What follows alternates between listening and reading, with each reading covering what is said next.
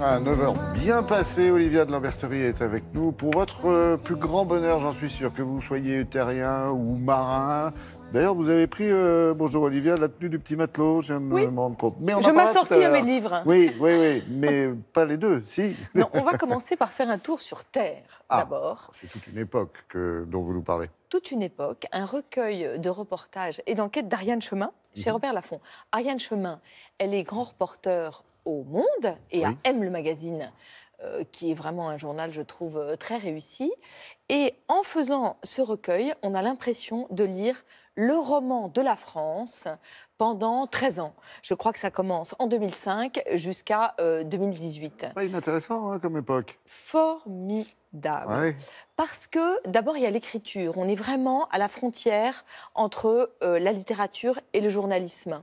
Ariane Chemin, elle a une écriture très élégante, très stylée, plein de panache. Elle est aussi très piquante, mais je trouve que l'élégance de son ton fait qu'elle peut tout se permettre, sans jamais que ses papiers ressemblent à des papiers à charge. Alors que parfois, elle sait très bien égratigner et appuyer là où ça fait mal. La semaine dernière, je vous parlais de Guy Tallez, l'un des inventeurs du nouveau journalisme avec Tom Wolfe. Eh bien, je trouve que Ariane Chemin, elle s'inscrit exactement dans cette mouvance. C'est-à-dire qu'elle raconte des scènes. Elle fait vraiment pas partie de ces journalistes qui posent le magnétophone, vous savez, sur la table, et puis après qui décryptent, et ça suffit. Elle, vraiment, elle restitue l'esprit de ce qui s'est passé avec soit de l'émotion, soit de la férocité, mais toujours un ton bien à elle. Je vous donne un exemple. On est en 2007.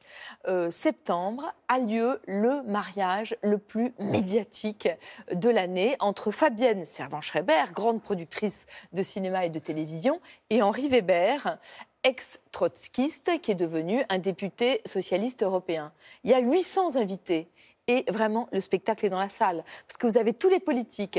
Donc, vous avez Ségolène Royal avec ses enfants. Et pas très loin, vous avez Jospin qui vient de sortir un livre. Et Ségolène Royal qui dit « Son livre est ignoble, je crois qu'il dit beaucoup de mal de moi ».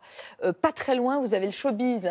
Vous avez Gérard Miller qui dit à ses voisins étant Carla Bruni, Julien Clerc et Patrick Bruel, qui dit « Si vous n'êtes pas invité, vous n'existez pas socialement ». Vous avez... Très chic, hein? Ouais. Vous avez Kiejman qui arrive avec Fanny Ardant à son bras. Et tout cela raconte vraiment une scène de la vie parisienne à un moment clé après l'élection de Sarkozy. C'est vraiment du Balzac.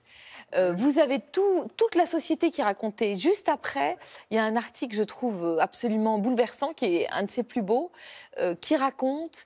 on est en janvier, la nuit a été très très froide et vous avez un employé des parcs et des jardins de la ville de Paris qui rentre dans un square en bas des Champs-Élysées.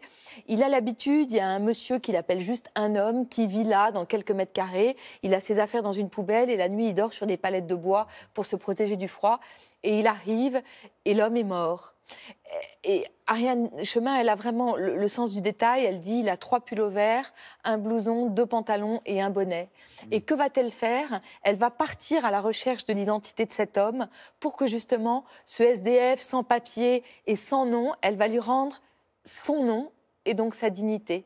Il s'appelle Raphaël. C'est un regard de femme, hein, vraiment, sur des choses simples, sur des gens très simples, et puis en même temps, les bobos qui s'en prennent pas la tête, hein, pardon. Oui, et puis elle tire aussi le portrait de personnalité. Il y a un portrait de Michel Houellebecq qui avait rendu Michel Houellebecq très furieux, mais qui, je trouve, est un portrait vraiment très, très intéressant.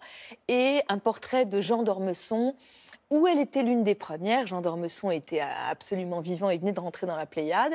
Et elle était une des premières à égratigner un peu la statue. Et je me souviens de Jean d'Ormesson qui m'avait dit « Mais je vais lui envoyer des fleurs à cette Ariane Chemin, tellement elle a du talent. » Lisez-le, c'est formidable. C'est bien écrit, c'est intelligent. C'est chez Robert Laffont. Et peut-être qu'on rattrape le temps perdu durant lequel on ne s'est pas intéressé à ce qui se passait autour de nous. C'est tout à fait ça. Ouais, très bien, bravo. Deuxième ouvrage. J'aperçois un petit bout de bleu, non? Oui, pour vous. Yann Kefelec. On part en mer avec le dictionnaire amoureux de la mer de Yann Kefelec. Donc on va partir surtout avec lui, non? C'est l'assurance de ne pas s'ennuyer, remarquez bien. C'est aussi le dictionnaire amoureux de Yann Kefelec. Évidemment, Yann Kefelec, il se raconte. Bah oui. Et je trouve que c'est le dictionnaire amoureux de la mère M-E-R-E, parce que l'ombre de sa mère plane sur ses pages. Il raconte une chose très jolie, c'est que la veille de sa naissance, elle était à Brest. Et évidemment, le marin Yann Kefelec, il aurait voulu naître à Brest. Il dit, mais qu'est-ce qu'il lui a pris? Pourquoi est-ce qu'elle est partie accoucher à Sainte-Félicité, dans le 15e arrondissement à Paris? C'est une sorte de grand plongeon dans tous les océans que ce livre. Donc vous avez une déclaration d'affection à la mer, une déclaration d'amour. Il dit que dans Aimer, il y a les lettres de mer. Et il y a des portraits des marins, de tous ceux qui sont liés par cet amour-là. Il y a un très beau portrait de Bernard Giraudot, dont on a oublié que c'était un marin à l'encre, qui a écrit très très bien sur la mer. Un portrait de Kersozon. Moi, j'ai une passion pour Kersozon. Et vous avez raison. Vous J'ai avez raison. très bon goût. Oui. Justement, il en fait un portrait, vous savez, du marin débarrassé de tous les clichés qui lui collent à la peau. Et il célèbre sa liberté non surveillée. Et le mantra de Kersozon, la pluie ne mouille que les cons. Moi, j'adore. Annonce pour un festival. Oui, le festival Rapidement. Quartier du Livre dans le 5e arrondissement. Si vous êtes à Paris ce week-end, jusqu'au 30, dans toutes les librairies, les bibliothèques, les universités, dans tous les lieux qui font le livre dans le 5e arrondissement, vous avez des débats, des signatures, des balades. Merci à Florence Berthoud, la maire du 5e arrondissement, qui supervise ça. C'est vraiment génial. Merci Olivia.